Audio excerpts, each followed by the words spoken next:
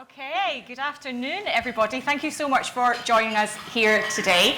This is an event that's co-hosted by the Labour Campaign for International Development and the Coalition for Global Prosperity, of which I am a very proud board member. If you'd like to tweet along, the relevant handles are at Labour CID and at Brighton Leads. We're going to hear a little bit from some folks involved in those organisations in just 2 seconds. And then, of course, we're going to have an in-conversation with Lisa Nandy, and I think we can tell from the number of people who are here today and the number of people unfortunately queuing outside that we still have some... They hate you.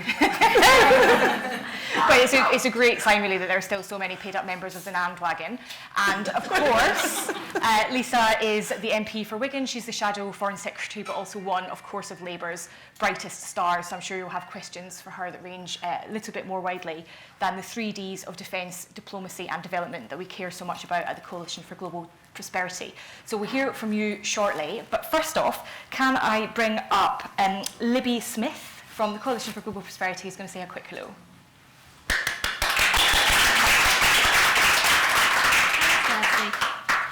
Can you hear me okay in the back? Yeah. Yeah, brilliant. Well, thanks, Kirsty, and thanks so much, everyone, for being here and for such a packed room for our event today. As Kirsty said, I'm Libby Smith. I'm the Director of Advocacy at the Coalition for Global Prosperity, and I'm also an executive of the Labour Campaign for International Development. I'm thrilled to be speaking at our joint event today alongside the brilliant Kirsty McNeill, David Taylor, and of course, Labour's fantastic Shadow Foreign Secretary, Lisa Nandy. And it's great to be back in person and see a lot of familiar faces in the room today. So I'll start by telling you a bit about the Coalition for Global Prosperity, and then David will tell you a bit about the Labour Campaign for International Development. So the Coalition for Global Prosperity was set up 4 years ago because we believe that Britain is at its best when it acts as a force for good in the world, and that a smart and effective aid budget, really leveraging British expertise, really can and does transform lives across the world. This has been proven time and time again. In the last 3 years, UK aid has supported the immunisation of 37 million children. It's helped get 5 million girls into the classroom. It's helped 40 million people gain access to clean water and better sanitation. These are staggering achievements.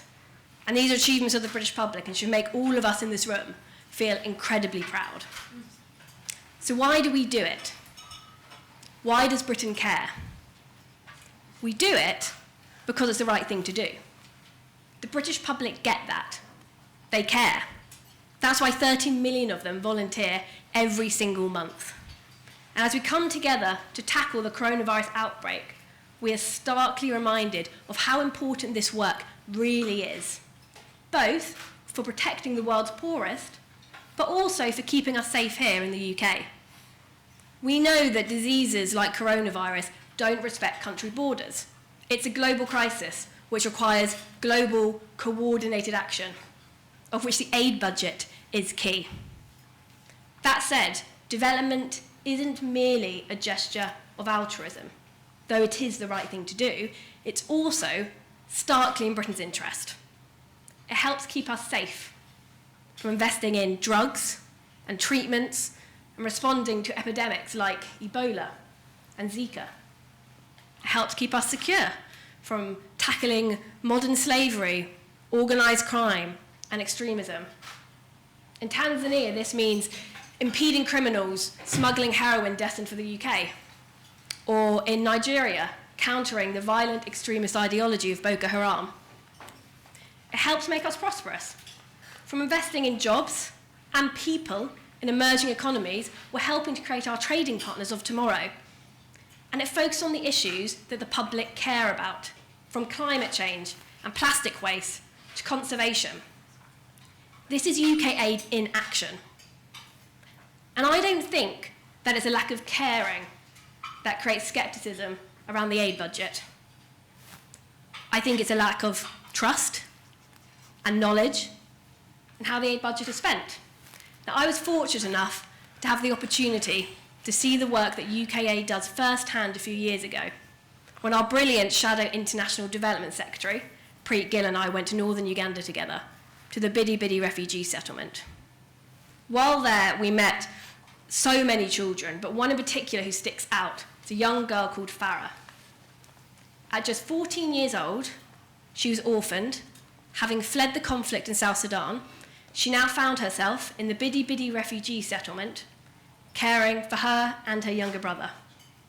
Yet despite all the immense challenges and emotional scars and trauma both the young siblings had faced, she kept telling us how she just wanted to get back in the classroom, to become a teacher, and wanted to return to South Sudan to help rebuild her country. And you can't meet children like Farah and not feel incredibly proud of the work our aid budget does. Now, when the Conservatives chose to slash the aid budget last year, a 60% cut to Yemen, a 78% cut to Afghanistan, these aren't just figures. This is a lifeline for millions of children, just like Farah, that's been pulled away. So as we come together to redefine the UK's role in the world, we have the opportunity to really consider what sort of nation do we want to be? What sort of nation does the Labour Party want us to be? And that's why I'm absolutely thrilled we have such an outspoken Shadow Foreign Secretary Lisa Nandy, who is continually holding this government to account. So thanks so much all for coming along today, and I know lots of you in this room do a lot of work on this issue, and I look forward to hearing from you in conversation. Thanks. Thanks, Libby.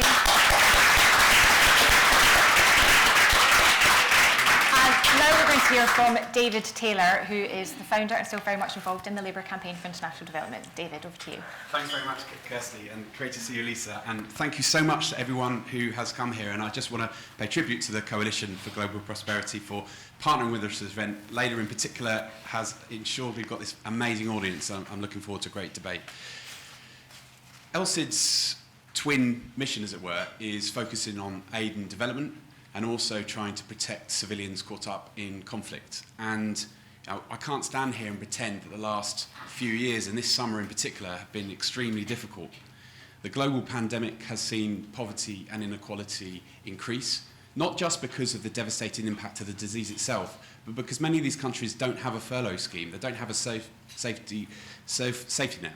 So when we stopped importing flowers from Kenya, what happened to those Kenyan flower growers? They were stuck without a job and without any support.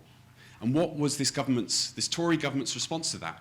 To cut a world-leading aid department in the middle of this crisis and, as Libby said, slash the aid budget as well. And let's be clear, this is not a roadmap back to 0.7. This is a permanent cut to 0.5%, and we must fight it with every part of that being. And then if you look at the conflict side of things, Syria may be off our TV screens, but we've just done an event with the Syrian British Council. The bombing continues, Assad and Putin acting with impunity. What's the British government's, this Tory government's response to that? I don't know.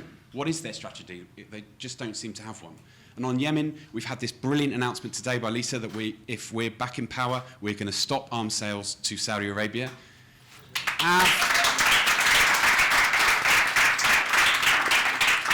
Our current Foreign Secretary was the person responsible for resuming arms sales to Saudi Arabia, even after there'd been a court order to stop them from doing that.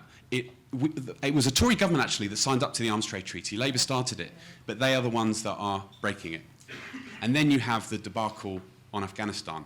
And some of you may know a Labour activist called Ro Yakubi, who is a British Afghan refugee. And he wrote a really harrowing account in The Independent where he talked about his uncle. Now, they are Hazaras. They're an ethnic minority persecuted by the Taliban. His uncle was fighting the Taliban. He was caught. He was tortured. He had his eyes gouged out. And he was killed. And what was our then Foreign Secretary doing at that time? Sunning himself on a beach in Greece. But however difficult it is, we have to dust ourselves down and keep going. The White Helmets in Syria, who we're proud to fund, partly fund, I wouldn't want to take all the credit. They, every single day, they're not sitting moping around, they are going into the rubble and hauling civilians to safety. Healthcare workers across low-income countries still, even they, do not have a vaccine yet. And yet every day they're putting their own lives at risk to try and save others. And in this room today, we have two great leaders. We have Kirsty, who is has really tried to re-galvanise public support for development, with many of this in the room, amongst the British public. And we have Lisa as Shadow Foreign Secretary, has just been such a breath of fresh air. The brilliant speech earlier today, but also, Lisa was the only candidate in the leadership election to speak up in favour of responsibility to protect, which was brilliant, and has also been very vocal on Afghanistan, on the aid cut, and on Yemen as well. So for me, this event is about one thing. It's about getting our new marching orders from Lisa and Kirsty. So I know this is an informal event, but I always listen to you two to get our marching orders, and I think this will be a really great event. So thank you very much.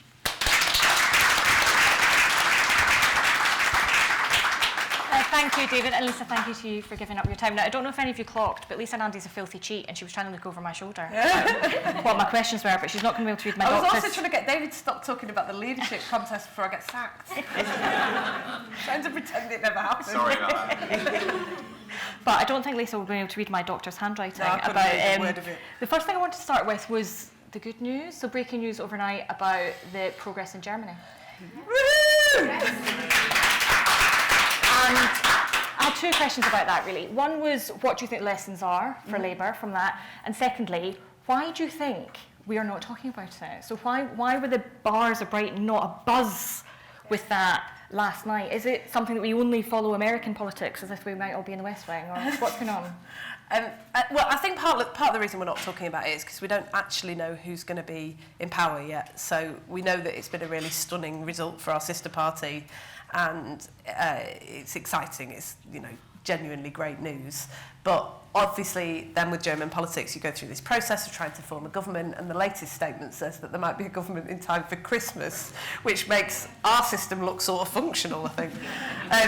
So I think that might be part of the reason why. We had Olaf Scholz, of course, address conference yesterday, and he and I were on a panel last year, Labour Connected panel at our online conference with Francis O'Grady and Gordon Brown, at a time when the SPD were nowhere near the prospect of winning the election.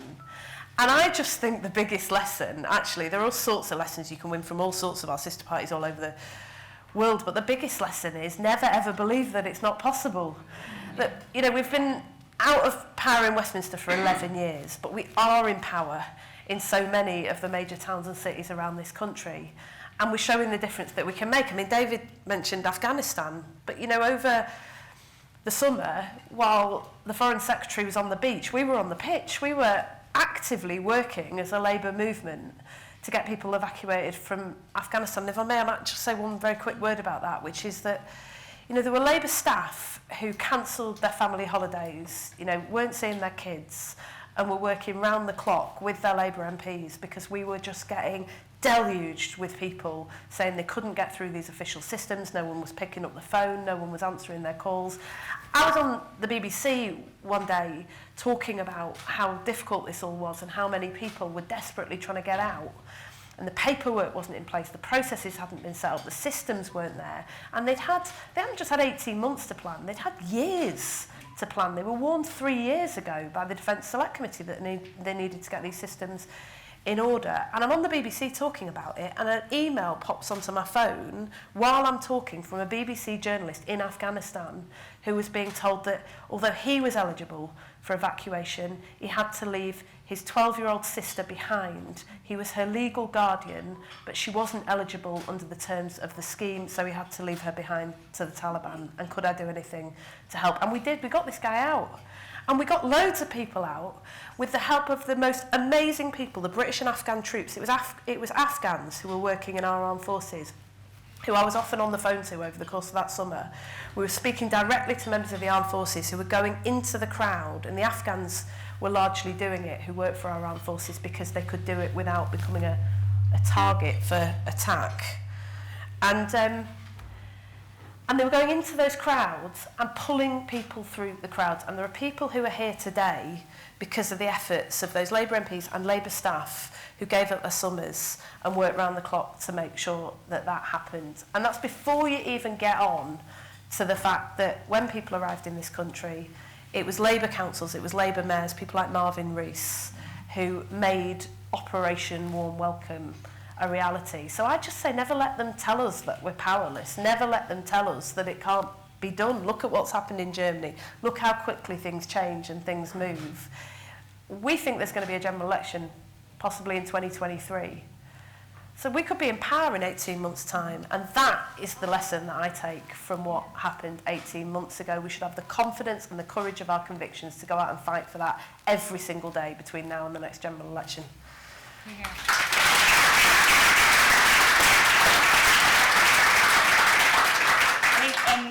There's lots of unsung heroes in the Labour movement, but I think we should also just take a minute to acknowledge the contribution of MPs' caseworkers. Some of the thankless work that was done is done by some of the lowest paid people in our movement, so hats off and amen to them. Since you mentioned your sort of previous opposite number, I might invite you to reflect warmly for a minute if you can. Is there anything that you miss about Dominic Raab? I mean, he was kind of orange by the end after he'd come off that sun lounger. I think the glow was quite pleasant. I found shadowing him quite a difficult experience, to be honest, because I think that foreign policy is one of those areas where there are clear, obvious dividing lines between us and the Tories, not least because the country that we know we can be is not the country that David just described that they're presiding over. But it ought to be an area where, when you can, you cooperate in the national interest. And one of the things I found quite difficult about the last 18 months is that, you know, I've shadowed lots of people with whom I had profound disagreements. You know, Amber Rudd and I clashed over energy and climate change. They were slashing the solar tariffs, and they were banning onshore wind at the time, and they were handing money to dirty diesel, and we had huge sort of clashes across the dispatch box. But when it came to the crunch, when the EU referendum campaign was taking place at the time, and not least because of cooperation on climate change, both she and I were firmly of the view that we should campaign for Remain. We laid our differences aside and we went off and made that case. And so it feels like an ungenerous answer, but really I guess maybe the way to turn that around is that maybe what I'm looking forward to is that, although I strongly suspect that there'll be even more of a clash over the dispatch box between me and Liz Truss, at least maybe we could turn the page on the chapter where we just didn't ever have dialogue with the other side. You know, I came into politics because I want to convince and persuade people that things can be different, even Liz Truss. And I'm not going to give up, especially when it's hard. So, David said she's the trade secretary who reinstated arms sales to Saudi Arabia. Well, I'm going to go and see her in a couple of weeks' time, and I'm going to tell her to stop. Why not? Isn't that how you change things? So that's what I'm looking forward to. I'm looking forward to a new chapter where we can actually have those discussions and start to win the argument now, not wait for a couple of years' time. And I think for us in the Coalition for Global Prosperity and all of us who work in the development movement, some of the stuff that we've been most troubled by, so whether it was the aid cuts that have had such a devastating humanitarian effect, or the government's reluctance to really push forward on vaccine equity, it can sometimes feel that the real opposition is concentrated in the Treasury, and that actually the Foreign Office, the FCDO, doesn't actually have that much traction inside government anymore. Do you ever feel that actually you might be shadowing and trying to persuade Rishi Sunak, and that the FCDO is a sort of shadow of the institution that you perhaps once aspired to lead? I mean, I think it's definitely true that a lot of the tools of foreign policy are scattered across government. If you look at, for example, the situation in Hong Kong, one of the ways in which we've stepped up to send a clear message to China that we stand with the people of Hong Kong and we take our obligations under the joint declaration seriously is to open up safe passage to the UK for BNO passport holders. Now, that sits in the Home Office, but it's a key tool of foreign policy. So,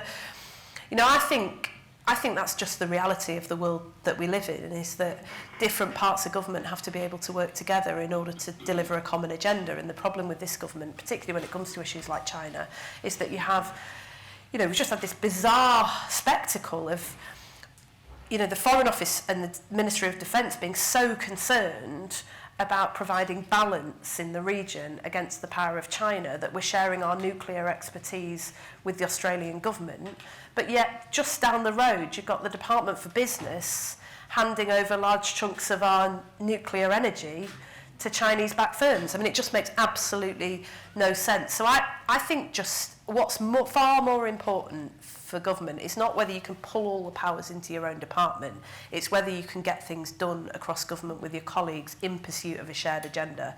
And I think that's what's completely missing with this government. Now, the good news is that Rachel Reeves and I actually like each other and we talk to each other, and we do have a shared view, as we do in this movement, about the future interests of our country. And so if we were in government, I wouldn't be, battling my colleagues to say to Nick Thomas-Symonds, I want control of immigration policy and I want large pots of money from the Treasury. I'd be working with Keir and with Angela and with Rachel and with others to say we've got to have one view of where this country goes, and we've got to work together tirelessly to achieve it. So it sounds like sort of cooperation will be a really fundamental part of our future Labour foreign policy, so cooperation and coherence across government, but also with allies. Could I just say one other thing about that? Because there's something that I reflect on a bit about the political culture that we inhabit. I think perhaps imported from the United States, where individuals have become sort of inflated in our political culture. And it's not that individuals don't matter, they really, really do. The individual decisions you make and the integrity that you have, that matters. And for me, that's the big dividing line between Keir and Boris Johnson, is that he has decency, honesty, integrity and principle. And that's a real asset for the Labour Party and will be a real asset for the country. But the way in which we sort of inflate individuals and see change as coming from one individual alone, it's just never ever been true, has it? I mean, change comes from movements, not individuals, and we hold up these amazing figures, people like Martin Luther King, but the struggle for race equality was not won and will never be won by one man alone. And so I think we've just got to remember that. It's literally on our pledge card. By the strength of our common endeavour, we achieve more than we achieve alone. And perhaps, when you watch what we're all up to in Westminster, and people often say to me, oh, didn't Ed Miliband do well, or didn't Jess Phillips make an amazing speech? And they did, and it's great.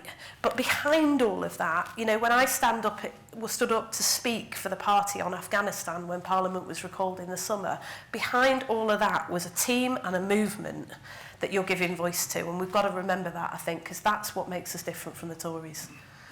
So there's something there about willingness to build movements, cooperate across the party, with civil society. When you and I were last together and talking, one of the things you said was we need to make a way, find a connection where foreign policy goes from kind of Wigan to Wuhan and back again, and people see the connections. What do you think the path is to reconnecting, not just across the party and the factional divide, but back out with the country? How do we build that sense of cooperative, collective, common endeavour with people out there in the country, taxpayers, citizens, who might be feeling that maybe politics isn't delivering the kind of future in the world that they want for the kids? Well, I guess I sort of don't really accept the premise of the question. I'm a bit scared of Kirsty, so I don't know if I'm allowed to reject the question, but I'm going to give it a go. Because, when I look at what's happening in my town, in Wigan, everywhere that you go, you find Labour activists involved in changing our town. And supporting people, whether it's volunteering in the food banks or running the credit union, volunteering at the local libraries. You find members of the Labour Party involved in every single thing that is making a difference to our town. It's just that they're not doing it under a Labour banner. And I think there's something quite important about recognising that we have been involved, deeply embedded in our communities and changing this country for a very long time. But we're doing it quietly, not noisily, and often it's just not connected to what's happening at the top of the party. And I say this not as a factional comment, it's not a comment about Keir or Jeremy or Ed. I think this has been true for quite some time. The challenge is I feel it as somebody who's now been in Parliament for 11 years and is now serving for the second time in the shadow cabinet, is that you can become very disconnected very, very quickly. That world and that conversation in Westminster often doesn't really bear much relation to what our members, our councillors, our activists are doing in their communities every single day. So for me, it's not about how do we reconnect with the country, it's about how do we reconnect bits of the Labour movement so that we're actually giving voice to that on a national stage. When I was the Shadow Energy and Climate Secretary a few years ago, the most important thing that I think that I did in that time was work with some of you in this room to get Labour councils to sign a pledge that we would go, this was how fast the debates moved on, to go carbon neutral by 2050. That's what we were talking about then. That was quite radical then. It was easy to get them to sign up to that pledge because they were already doing it. So, you know, you go to Barking and Dagenham, where Darren's got a turbine in the Thames generating clean energy. You go to, they'd set up their own energy company in Nottingham. We had people using, in Newcastle, they were divesting the pension funds from the local authority in order to reduce support for fossil fuels and safeguard people's pensions. I mean, literally Labour councils were doing this all over the country. So while you had Amber Rudd and Andrea Leadsom rolling back progress on climate change from the Department for Energy and Climate Change, you had Labour councils actually together, it turned out, cutting 20% off the UK's carbon footprint just by the things that they were doing right now in towns and cities across this country. So that, for me, that's the story we're going to have to tell if we're going to get back into government. We've got to earn back people's trust to govern. So we've got to show that what we're doing in Wales, what we're doing in Bristol, what we're doing in Greater Manchester, this is why people can trust us to govern, because we're already doing it. We're already changing this country. Great. So, as we can tell, it's absolutely packed, because I'm sure you've all got questions for Lisa too. What I might do is take them in batches of 3 so we can identify if there's any themes that are coming up. So Layla is going to zip around with the microphone. Are there any questions for Lisa? All right, gentleman in the blue shirt in the middle. Yeah, you. Can you wait 2 seconds and Layla will come down with the microphone.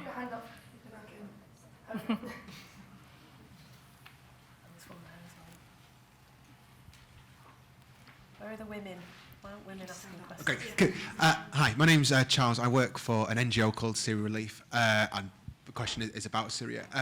So something we found is that the humanitarian situation is being exacerbated by Russia's use of a veto at the UN Security Council.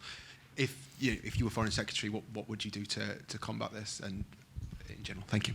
Okay, thanks. And then there was a lady here. And then the gentleman just beside you. Sorry. Thank you. Hi, Lisa. My name's Eden. I was actually Labour's International Policy Officer until 2019. I don't think we've worked together, but I did work with Ray. So, yeah, nice to be back. Now I work for VSO.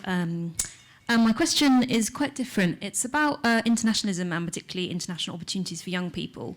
So I think a real dividing line for me between Labour and Tories is, regardless of what happens with Brexit, Labour is a much more internationalist party, and you've been speaking today about building bridges and not walls and so on.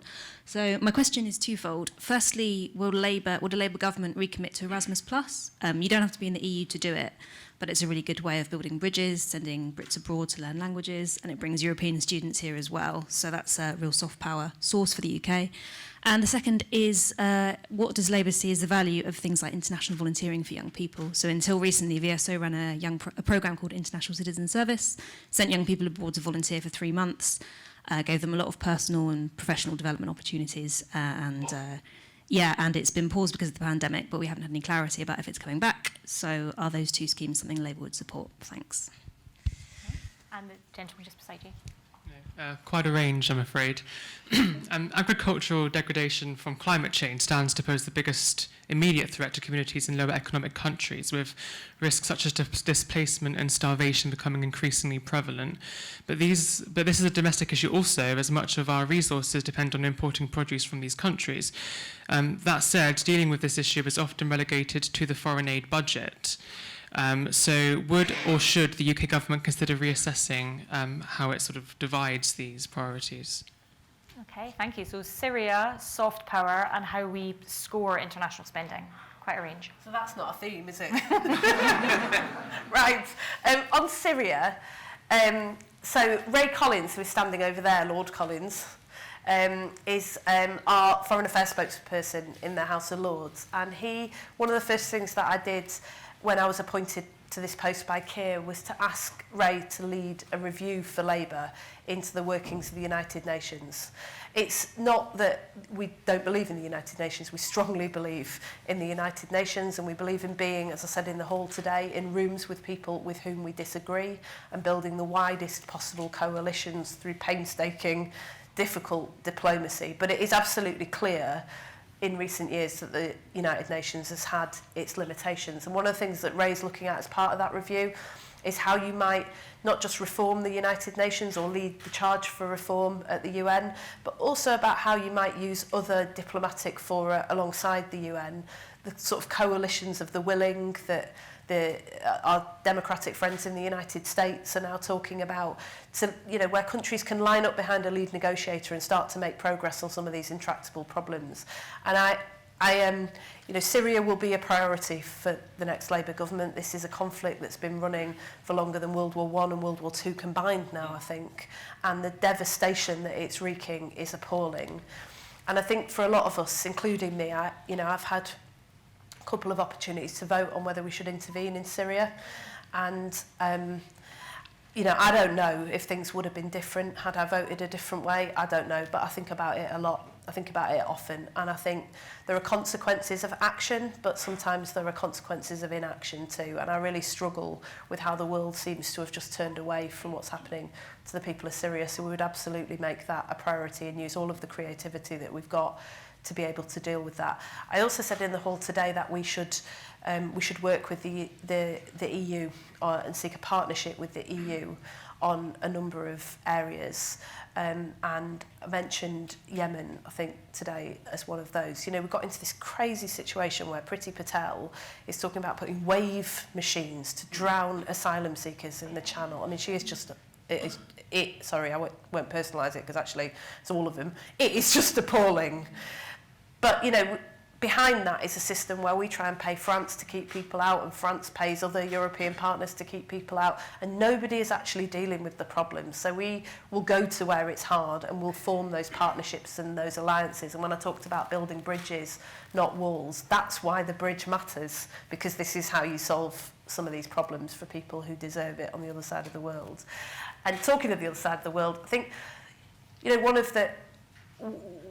of the greatest tools of foreign policy that we have, and soft power, as Kirsty said, is about being able to make those personal connections between the citizens of our countries and the citizens of others. It's one of the reasons why, as a party, we've taken a much tougher stance on China over the last 18 months.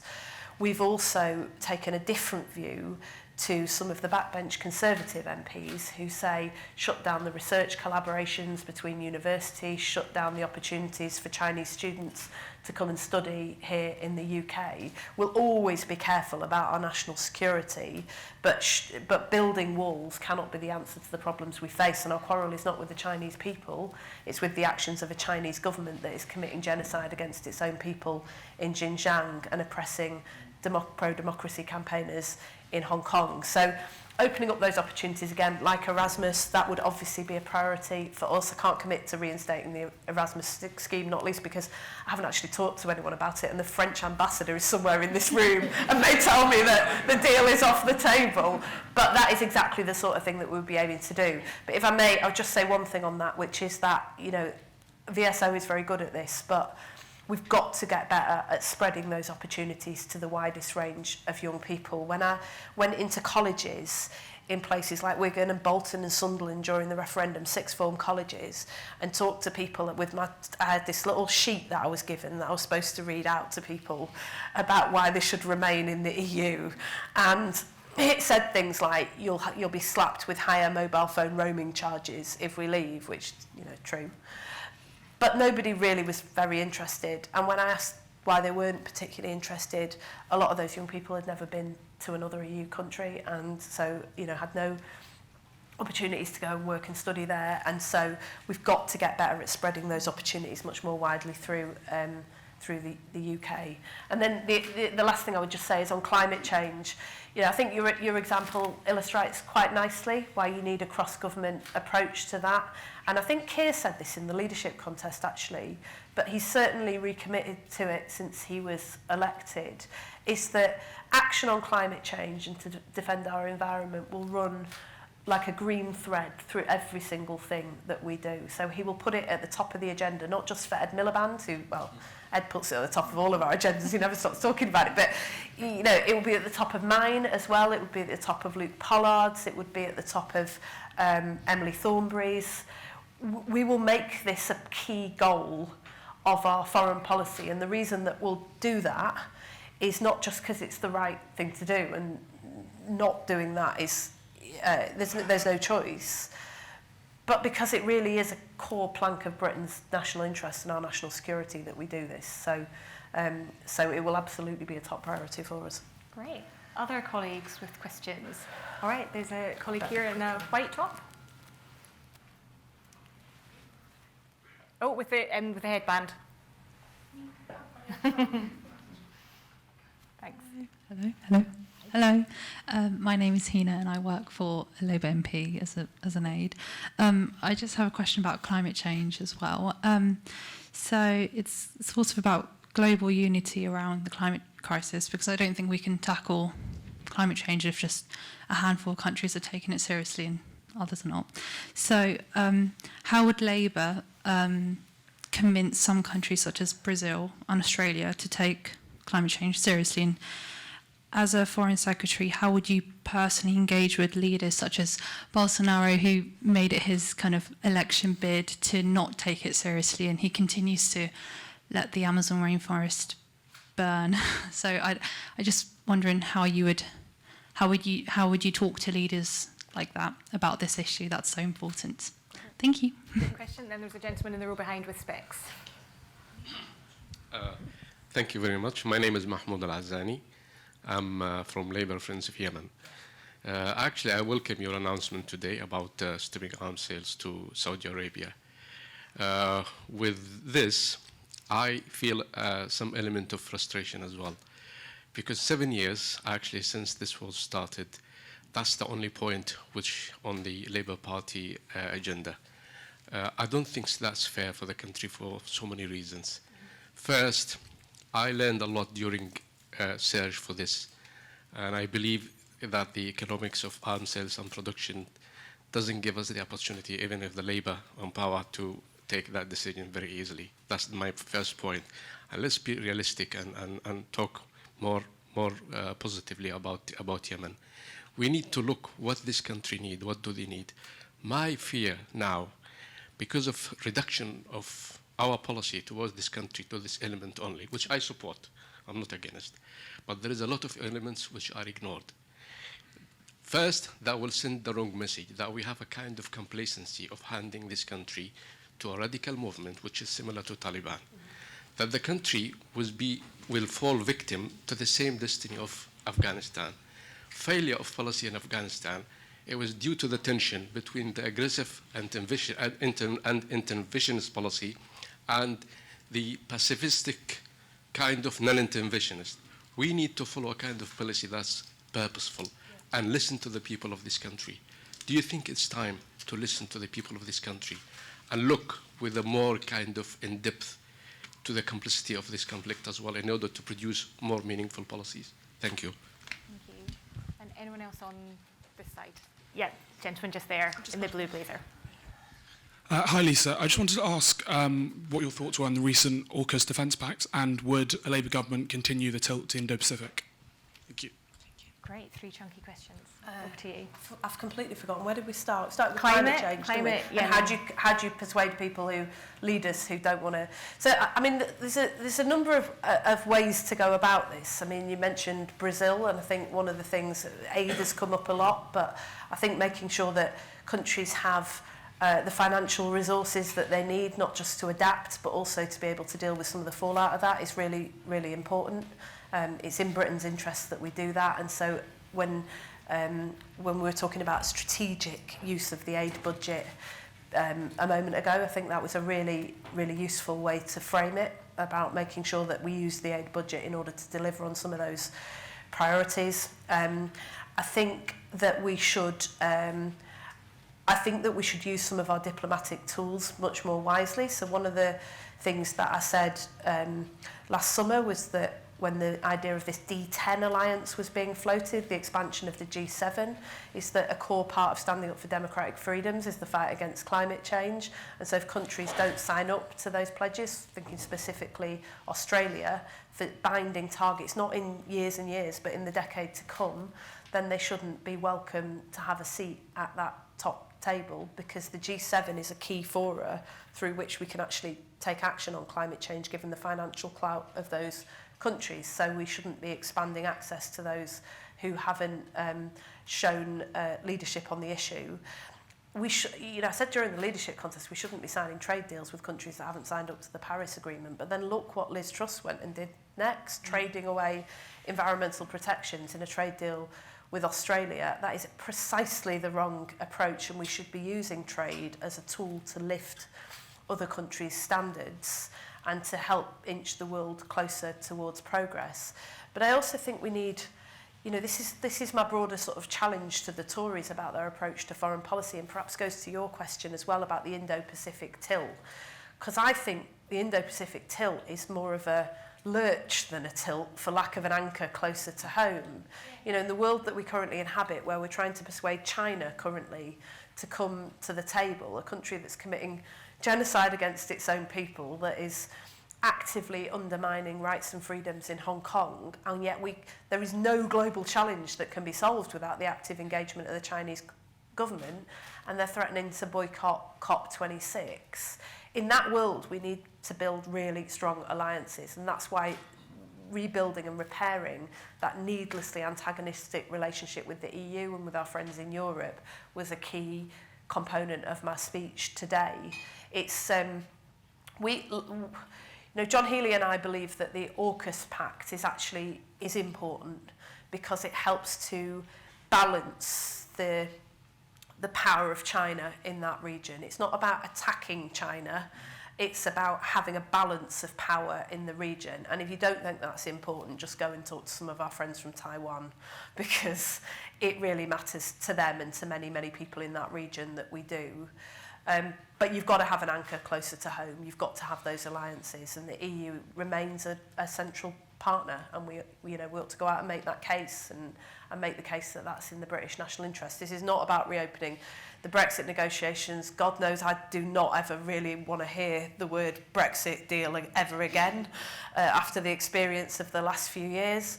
And I do think the country is in a place where we want to look forwards. And looking forwards means about taking that very paper-thin deal that was negotiated and using it as the floor, not the ceiling, and adding and building on areas of shared mutual concern. And then there was one other question, and I've totally forgot. Yemen, sorry.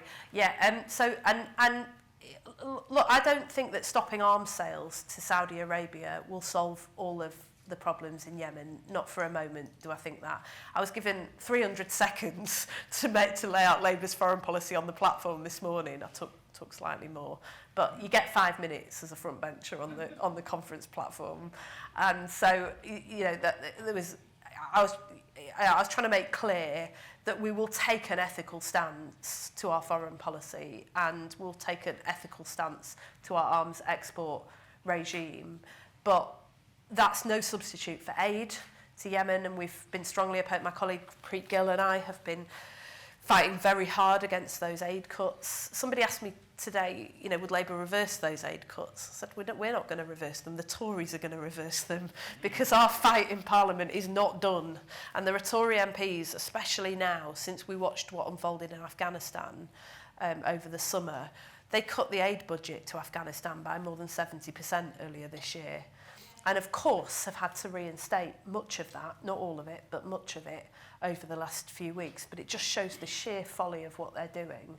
And there are more Tory MPs now who are, well, Kirsty, because you're one of the chief protagonists of this parliamentary rebellion, but there are more Tory MPs now who are willing to vote with us on that cause. And so we're going to bring that battle back as soon as Parliament returns after the conference recess. But aid to Yemen, dialogue with the people of Yemen, and I think this is a really important point actually about, Keir and I have been working very hard to build relations with global leaders, to show that even while we're in opposition, we're going to show the difference that you can make. We're going to be the bridge builders, and we're going to reach out and have those conversations and restore those relationships and show that Britain can be trusted again. But that isn't a substitute for having a dialogue with the people of those countries as well. So when we go to Israel and Palestine, which will be our first trip in a few weeks' time, we will be meeting with Israeli citizens and Palestinian children. We'll be talking and having dialogue with that younger generation about what it's like to grow up surrounded by the wall. We'll be listening to what they want to hear from a country like Britain about how you solve some of these problems. We'll be meeting with the Palestinian and Israeli mums that I met last time I was there, who I was in the military courts, and there was a young boy who's about 15 on trial in this military court, shackled by the ankles. He'd been in military detention for several months, and he was being tried in a language that he didn't understand. It was justice denied. And his mum was there, and because she was Palestinian, she had to sit at the back. She couldn't even catch his eye from where she was sitting. The international visitors were allowed at the front, but the Palestinians had to sit at the back. And she couldn't understand what was being done either. There was a woman sitting with her who was an Israeli mum, who was part of this group that they run, where they volunteer at the military courts in order to support the Palestinian mums when they're going through that process. We're going to spend time with those people, and I promise you there will be dialogue with people in Yemen to make sure that those voices are heard loud and clear. It's been the proudest thing for me over the last 18 months, the work Stephen Kinnock and I have been doing, for example, with those brave young pro-democracy campaigners in Hong Kong. We were absolutely privileged to host Nathan Law in the Houses of Parliament, and it does send a message to the authorities on the other side of the world when the official opposition is giving people a platform and giving people a voice. So we'll continue to do it.